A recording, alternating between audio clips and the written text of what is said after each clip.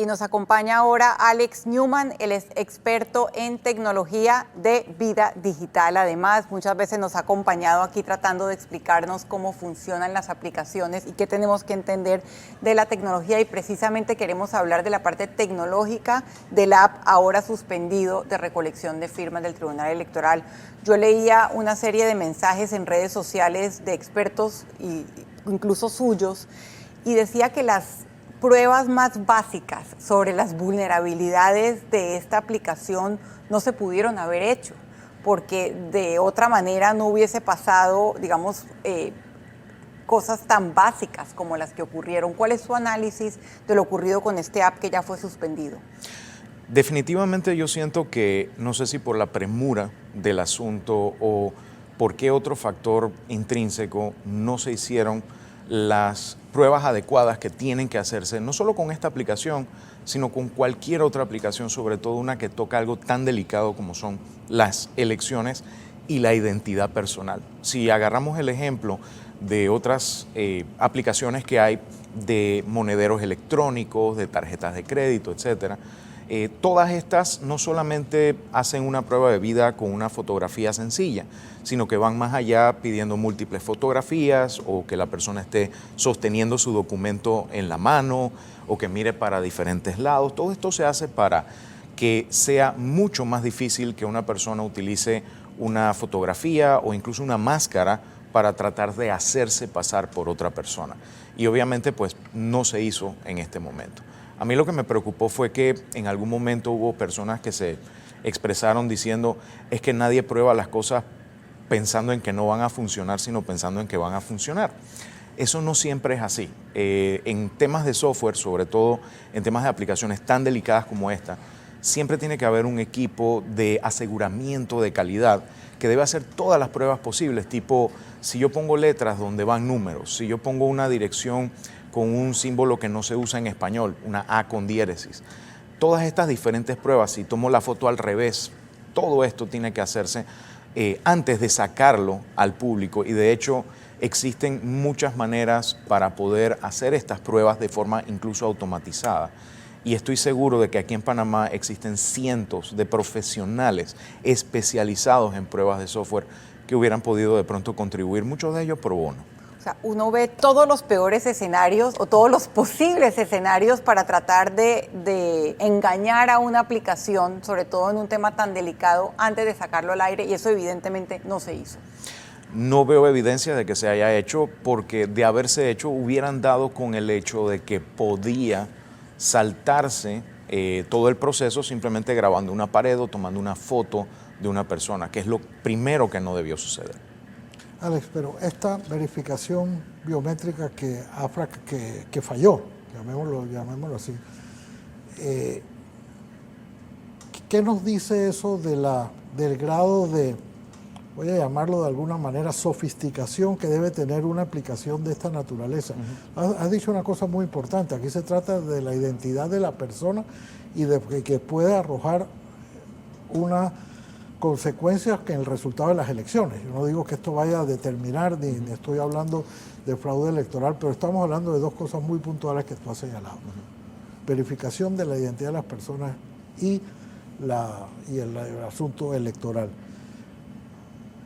Esta verificación biométrica es ajustarse, puede sofisticar de tal manera que lo pongamos, digamos, a prueba de hackeos o a prueba de alteraciones, como ha pasado.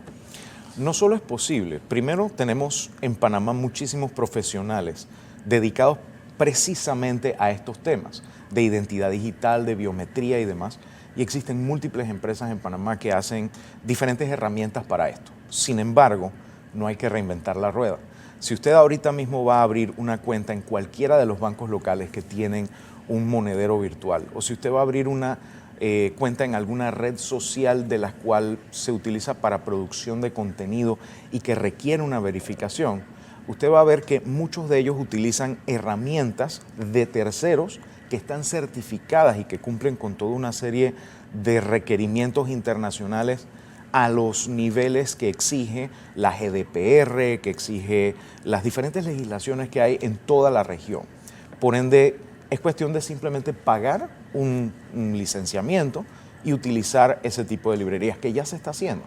Si ustedes notan, por ejemplo, la aplicación, había un costo por la gestión de una aplicación que tenía que venir dentro del celular. Esa aplicación, donde tengo entendido, tiene funcionalidades de gestión del dispositivo para saber que ese dispositivo no ha sido objeto de alteración o de que alguien esté instalándole algún software que monitoree por quién está votando a alguien o mandando la información a un tercero. Y eso está muy bien, es justo, necesario y muy importante. Sin embargo, no es el único elemento que debió haberse considerado en ese sentido. Debió haberse considerado una herramienta de biometría certificada y que hiciera el trabajo de buscar esas pruebas de vida, cosa que la necesidad de hacer una auditoría posterior fuera mucho menos y que permitiera solamente necesitarla en casos muy particulares, mala iluminación o que la cámara del dispositivo fuera mala. Lamentablemente, al no tenerla, me temo que una de las cosas que habrá que hacer es auditar prácticamente todas las firmas. Que son cientos de miles. ¿Qué es lo que ha prometido el Tribunal Electoral que hará y que ha suspendido la aplicación mientras tanto? De lo que usted ha podido ver y conocer en aplicaciones similares en otros países, ¿qué recomendaciones le daría al Tribunal Electoral? Primero, ponerse en contacto con la Autoridad de Innovación Gubernamental, que estoy seguro tiene también muchísimos profesionales dedicados a este tipo de cosas, incluyendo las pruebas de software. Ellos han tenido la oportunidad de sacar aplicaciones que han pasado por procesos de prueba y los pueden asesorar. Además, pueden ponerse en contacto con diferentes figuras académicas en nuestro país. Yo conozco, y me perdonan los que se me olvida su nombre, el profesor Snape, el profesor Víctor López en la UTP, tantas otras figuras importantes que no solamente pueden proveer asesoría y lo hacen de muy buena voluntad, sino que tienen una red de contactos entre alumnos, exalumnos, profesores, la cantidad de profesionales que tenemos en nuestro país dedicados no solo al desarrollo de aplicaciones, sino a la prueba de aplicaciones e incluso al tema delicado de la biometría es muy grande y yo creo que podemos aprovechar eso y dejarse asesorar. Creo que por eso mismo usted le impresionó lo básicos que fueron los errores de una institución tan importante y que en este momento tiene que ver su credibilidad fortalecida y no debilitada como el Tribunal Electoral, precisamente porque el país cuenta con esas herramientas y ya las ha utilizado en otras aplicaciones. Sí, y lo usan muchas otras entidades, tanto de gobierno como académico, como comercial. O sea, no hay que reinventar la rueda, es sentarse a decidir cómo la vamos a usar, cuál será la mejor rueda y hacer todas las pruebas necesarias. Estoy seguro que muchas personas han tenido la oportunidad de bajar aplicaciones que dicen esto está en prueba, esto está en beta. No es un proceso extraño para muchos de los que utilizan estas aplicaciones. Alex, tarde o temprano, yo sé, esto no pertenece a esta aplicación que se ha mal utilizado o que ha fallado, sino hacer un poco de futurología. Eventualmente Panamá va a tener que migrar hacia un voto electrónico, hacia un voto que no sea esta papeleta y meterse ahí a marcar, o puede ser una forma combinada que ya se intentó una vez. Este sistema que tú has descrito se puede sofisticar de tal manera que se le dé a los panameños la garantía de que el voto electrónico va a poder reemplazar el voto de papel como estamos haciendo hasta ahora y que de verdad los panameños van a poder confiar en que el voto electrónico es la sustitución y además lo más rápido y mucho más fácil de contar. Técnicamente se puede y está documentado y está funcionando en distintos lugares alrededor del mundo. No hay duda de que eso es el deber ser. Sin embargo, antes de poder llegar a ese punto, necesitamos educar a la población de cómo estos métodos electrónicos de voto dejan de tener los vicios que pueden tener los métodos físicos, la probabilidad de falsificarse, la probabilidad de dañarse, de perderse, con transparencia y con toda la información necesaria para que de forma informada el pueblo mismo pueda decir, ¿sabes qué? Yo confío en esto y voy por aquí. En ese sentido, tenemos muchos países de ejemplo. Estonia es uno, hay varios otros que podemos mencionar. Y los métodos por medio del cual un ciudadano puede ejercer su voto, que siga siendo un voto secreto, pero que a la vez ese mismo ciudadano pueda verificar que su voto fue contado, matemáticamente existe, se está utilizando. Hay que saber educar a ese elector y explicarle en términos que pueda no solo entender, sino incluso poder transmitirle a otros antes de nosotros siquiera pensar en ir en esa dirección. Lamentablemente muchas veces estas cosas se implementan primero y luego se hace el trabajo de educar a las personas. Sí. Y no podemos poner la carreta delante de los bueyes en ese sentido. Primero tenemos que educar a la población en cuanto a temas de identidad digital, temas de seguridad, y luego entonces podemos tomar en consideración estas cosas.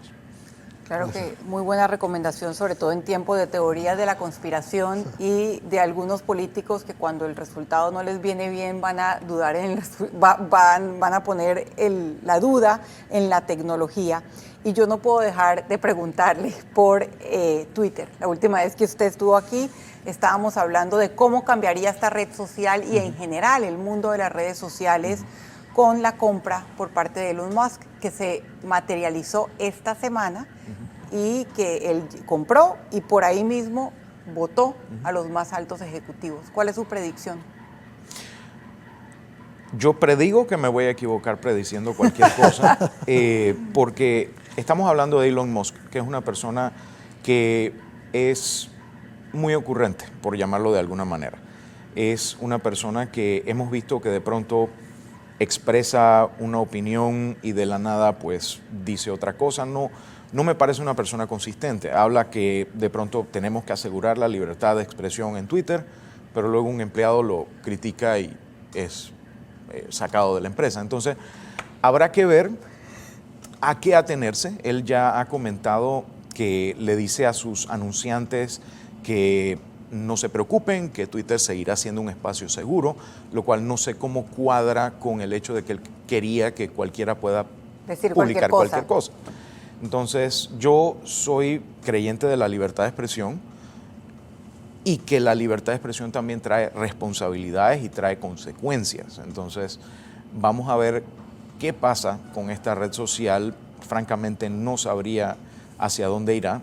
Esperemos que las cabezas más frescas prevalezcan y después de esta cortadera de cabezas que ha habido, las que quedan. Exacto, se estabilicen o le expliquen más o menos de una manera que él pueda no solo captar, sino también pues adoptar la necesidad de sí, un sitio donde la gente pueda expresarse, pero con responsabilidades al igual que derechos. Bueno, muchísimas gracias por su análisis de dos temas de actualidad y muy, muy importantes. A usted también gracias por continuar en Radar y quédese aquí. En el próximo bloque la directora de Migración nos actualiza con las últimas cifras y también con los riesgos y retos que ha tenido para Panamá la nueva política de Estados Unidos con respecto a los migrantes venezolanos. Quédese acá en el Radar.